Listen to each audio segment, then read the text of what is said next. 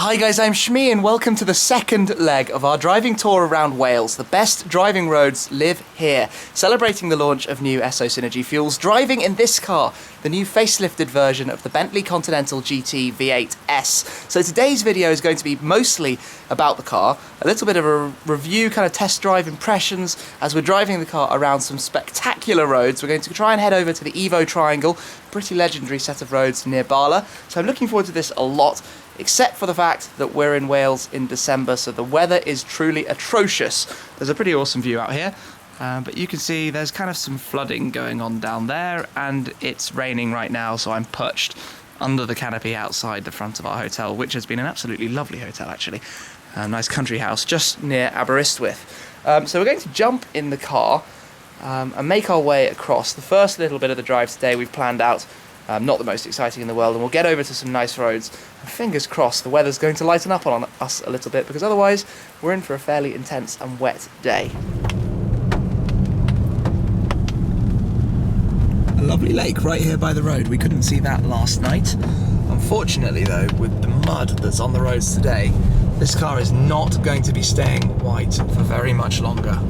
I'm riding in the passenger seat with Mark at the wheel, but I wanted to show this scenery because we're now in Snowdonia, another area I've never visited. And the scenery here, just look at these sort of, well, cliffs, straight up mountains in front of us, the Snowdonia National Park.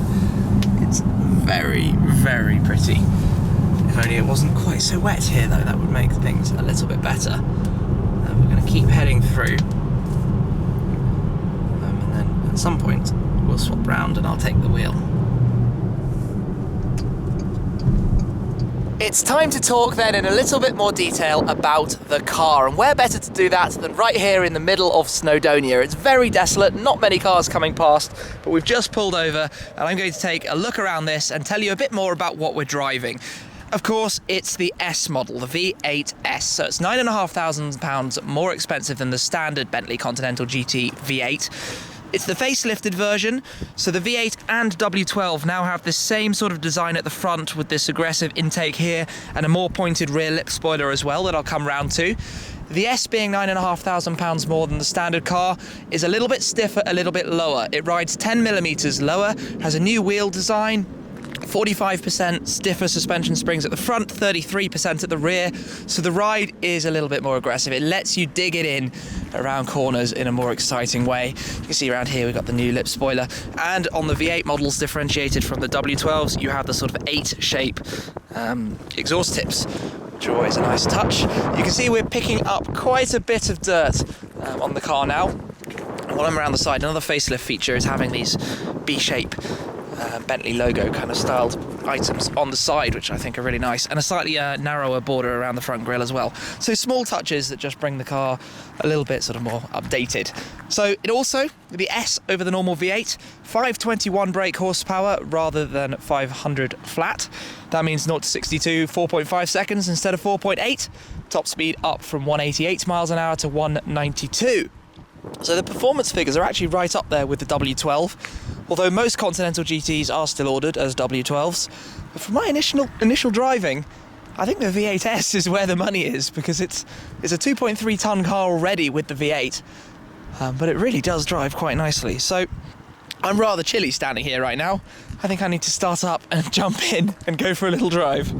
The overwhelming sensation when you're driving along in the Bentley Continental is that it just oozes tranquility. It just rolls and cruises, and it's so gentle and quiet. And when we're driving on the motorway, there is so little road noise. I mean, the sound deadening in here is fantastic, and we're running on winter tyres, and they make a little bit more noise than obviously normal summer road tyres would. But it's still so quiet, it just makes you want to kind of sit back and just let the car do its own thing and just be completely relaxed about the way it does it. You know, inside you've got the highest sort of quality of materials and fit and finish, not so worried about weight penalties like sort of a full-on sports or supercar would be. So it's a 2.3 tonne car, but you're sat in really, really comfortable seats. You've got more than enough power. I mean, that's not a shortage. And obviously slightly more with the S model, of course, as well. Although I think you'd have a pretty hard time actually being able to judge that yourself. You know, a car that's over 2 tonnes, you're not going to notice. 21 extra brake horsepower. But the suspension setting is where it makes a big difference, because driving like this normally, the ride comfort is still brilliant. You know, this is exceptionally smooth, and when you go over a bump, you barely even notice it. So if you're used to a supercar, the ride is sort of completely insane. Obviously, it's not going to be quite up there with, you know, S-Class type thing, but it's not far short.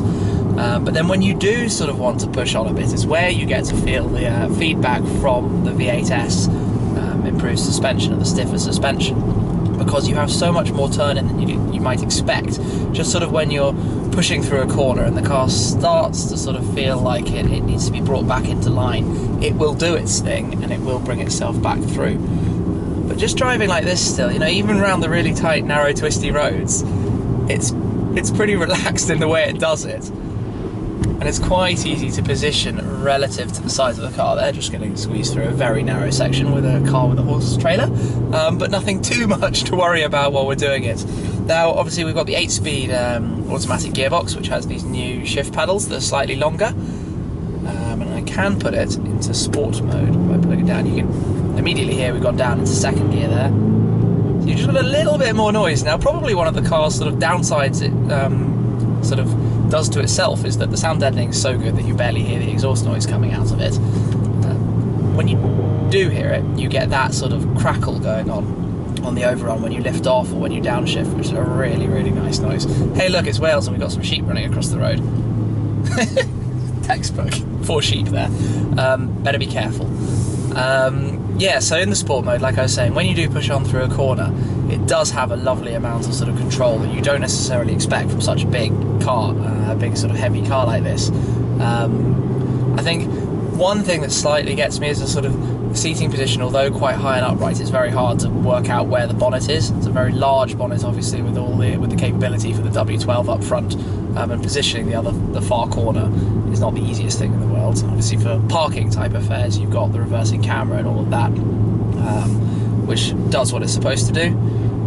Also on the interior, we have a couple of sort of cosmetic type things that were updated for the facelift model. There's a new clock, new sort of options and trims you can have on the inside, all sort of at the cosmetic end.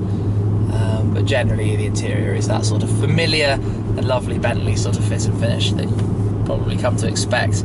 It just works very, very nicely. So, driving, really rather enjoying it. It pushes on very nicely. You might have seen in yesterday's video we were on some nice roads. But just taking it a little bit easy is where this car really excels, because it's such a dream to just sort of cruise along and let it do its thing in entirety.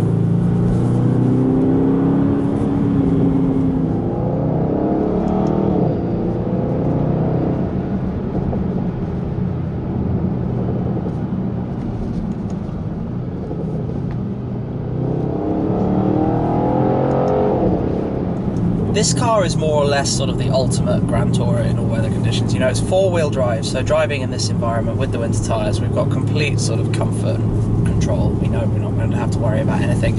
And that's one of the impressive things, actually, is the sort of 0 to 62. It's 4.5 seconds, but it will do that every single time. I think there was a recent thing with Top Gear where they actually showed quite how quick the new Bentleys are.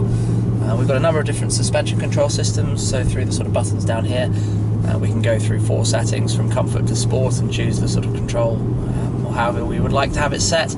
I've got it 1 notch up towards sport, so you can actually go further, and that's through this touchscreen here. The touchscreen itself is a slightly out of date kind of feel to it. It feels like it needs to be brought more in line with modern tech, and I'm sure that's coming in the not too distant future. And that, if you actually put the suspension up into sport, it will make the ride a lot firmer, but give us a little bit more control as well. So let's go 1 notch up to sport for the twisties. So all in all, for this kind of drive, you know, we've got a big boot. Technically, we've got 4 seats. We've got lots of sort of comfort. You could do a long distance in here and be very, very, very happy. You're not going to be worn out from noise or anything like that, or sort of endurance sort of road getting to you from just being on the motorway for such a long time. And then when you do get to fun roads, like we're shortly going to the EVO Triangle, it's a pretty fun car to be driving.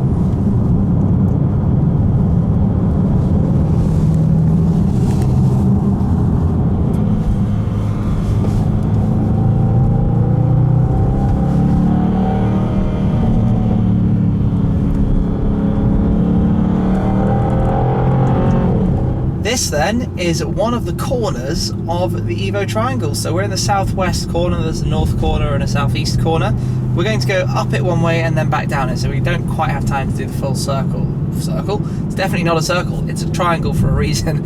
We definitely don't have time to do the full triangle today, but I'm looking forward to experiencing this road for the first time and seeing the EVO Triangle, where EVO magazine do all their legendary tests. So this is quite literally the first corner. Let's turn our way in. Speed cameras, just being reminded, of course, that it's a 60 mile an hour national speed limit. But here we are. Let's enjoy the road.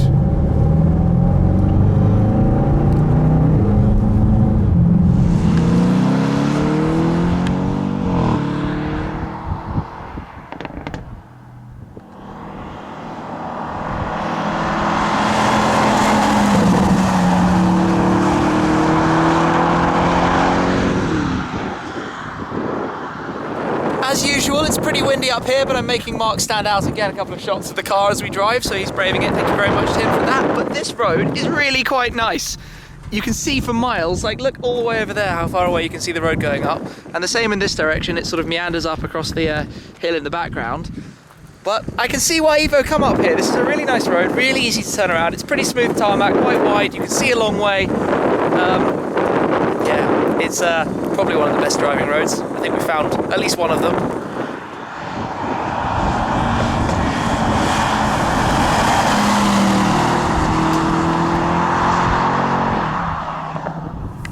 We're turning now onto the second side of the triangle. The third side, the one we're not actually driving, is just a mostly straight A road, so today it's just going to be about these two. But that first side was absolutely brilliant.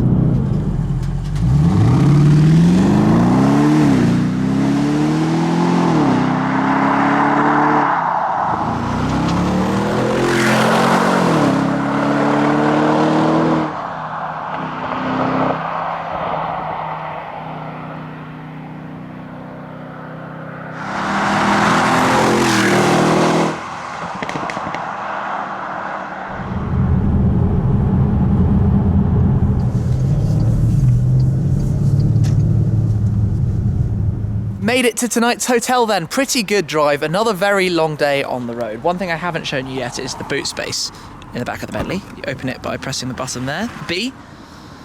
So Continental GT, massive boot. You can see we've got two suitcases and it still goes significantly further beyond in there. So you've got no shortage of space in one of these, and that's what makes it so good for this kind of long distance drive.